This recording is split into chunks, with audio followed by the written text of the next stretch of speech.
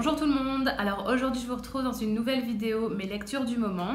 J'ai lu 5 nouveaux livres depuis le début de l'année et je vais vous les présenter juste après. La plupart des livres, je les loue à la bibliothèque maintenant parce que comme j'en lis beaucoup plus qu'avant, c'est vrai que ça peut devenir un sacré budget, donc je les loue à la bibliothèque et il n'y en a que quelques-uns que j'achète. C'est parti! Le premier livre dont je vais vous parler, il s'agit de Tatiana de Paulina Simons. Alors c'est un livre qui se passe durant la Seconde Guerre mondiale en Russie, donc précisément à Leningrad en 1941. C'est l'histoire de Tatiana, une jeune russe, et d'un soldat de l'armée rouge d'origine américaine. Et donc on va les suivre un petit peu durant toute la durée de l'histoire. Alors les choses que j'ai bien aimées dans ce livre, premièrement c'est une très belle histoire d'amour. Deuxièmement, j'ai trouvé que d'un point de vue historique c'était très intéressant. On se rend compte un petit peu des horreurs vécues pendant la guerre, donc la faim, le froid, les décès qui s'enchaînent.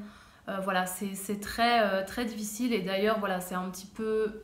Allez, un point négatif de l'histoire, ce serait que c'est un peu triste et dur à lire par moment. Maintenant, voilà, c'est la réalité, donc je vais dire on peut pas y échapper malheureusement.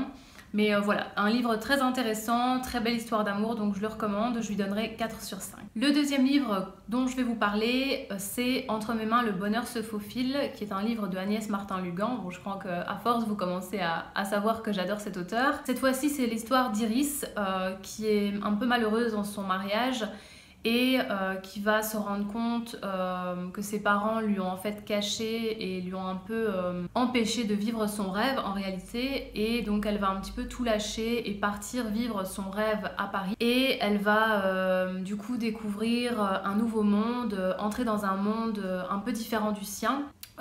Et elle va faire la connaissance de Marthe, une personne à fort caractère et avec un haut charisme. Ce que j'ai bien aimé, c'est qu'on va découvrir la face cachée de certains personnages, surtout d'un personnage en particulier, et on est vraiment pris par l'histoire. Comme d'habitude, moi je peux pas lâcher le livre. Dès que je commence à lire, il faut que je continue, il faut que je sache ce qui va se passer ensuite. Et honnêtement, je peux pas trouver un point négatif, j'ai rien à redire. Encore une fois, l'histoire est écrite, enfin l'histoire est très bien écrite. C'est écrit assez simplement, mais à la fois c'est bien écrit. On suit un petit peu la protagoniste dans toute son aventure et j'ai trouvé que c'était un très chouette livre encore une fois, donc je le recommande et je lui donnerai un 4 sur 5. Le troisième livre est Pars avec lui d'Agnès Ledig. Alors dans ce livre il y a 3 points de vue. Il y a le point de vue d'un des personnages qui est une infirmière, un deuxième personnage est un pompier et le troisième personnage c'est la sœur de ce pompier. Et en fait voilà, leurs histoires vont se rencontrer, en fait ils vont se rencontrer et ils vont vivre voilà, des histoires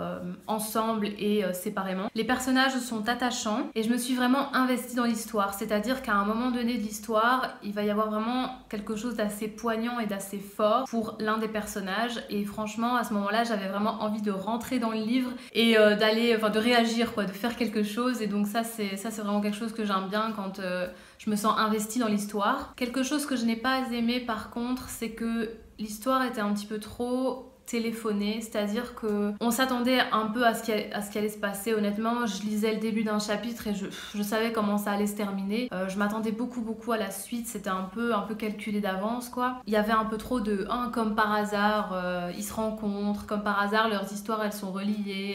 C'était un peu trop en fait, un peu too much. Il y avait un peu trop de conséquences en fait. Je trouvais que ça manquait un peu de naturel et voilà, ça faisait en sorte que j'étais un petit peu moins captivée par l'histoire, mais sinon voilà, c'est une très belle histoire, donc je lui donnerai également un 4 sur 5. Alors le quatrième livre, c'est La fille de Brooklyn de Guillaume Musso. Celui-là je l'ai, donc je vous le montre. Alors Guillaume Musso est un auteur que j'aime beaucoup, j'ai pas lu beaucoup de ses livres, mais à chaque fois je suis vraiment hyper captivée par l'histoire. Donc c'est une intrigue, hein. À chaque fois il y a quelque chose de très intriguant dans ces histoires, et la fin me surprend toujours. Ça je suis vraiment contente parce que à chaque fois la fin de ces histoires je m'y attends pas. Encore une fois, dans ce livre-ci c'est la même chose, je m'attendais vraiment pas à l'épilogue.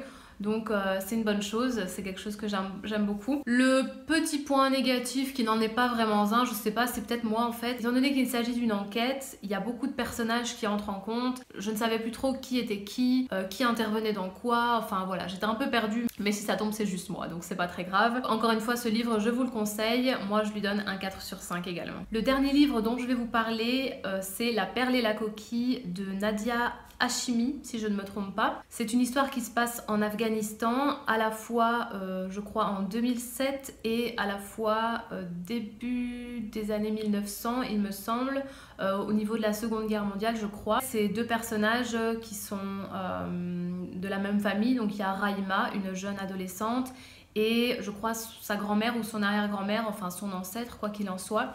Et toutes les deux ont vécu des vies assez parallèles et donc on va les suivre en fait tout au long de leur vie. Elles sont très attachantes, elles sont très touchantes, elles vivent des choses vraiment pas faciles. On se rend réellement compte de la condition de la femme en Afghanistan, autant à cette époque-là que maintenant, encore à l'heure actuelle. Et c'est très révoltant en fait, on a vraiment envie de réagir et de dire quelque chose. Donc d'un point de vue historique, c'est très intéressant. On se rend vraiment compte du peu de liberté, si pas de l'absence totale de liberté qu'ont les femmes afghanes, du fait qu'elles sont à la merci des hommes et du fait que les hommes, les pères de famille veulent à tout prix avoir un fils.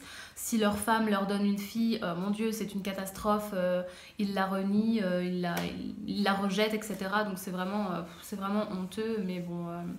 Voilà, c'est des choses qui se passent malheureusement et c'est bien de le savoir, voilà, on est conscient au moins de ces choses-là. C'est une très belle histoire, très poignante, donc je la conseille vraiment. La seule chose qui m'a un peu dérangée, c'est que par moments l'histoire était un peu plate. Étant donné qu'on raconte la vie des personnages, par moments il se passe pas réellement quelque chose de particulier dans leur vie.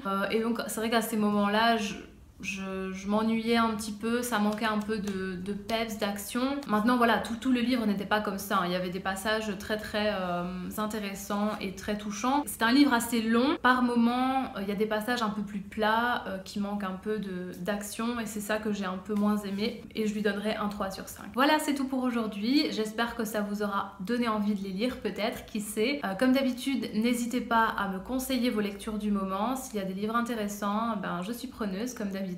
N'hésitez pas à me laisser un petit commentaire, laisser un petit pouce vers le haut si ça vous a plu et moi je vous dis à la prochaine. Ciao!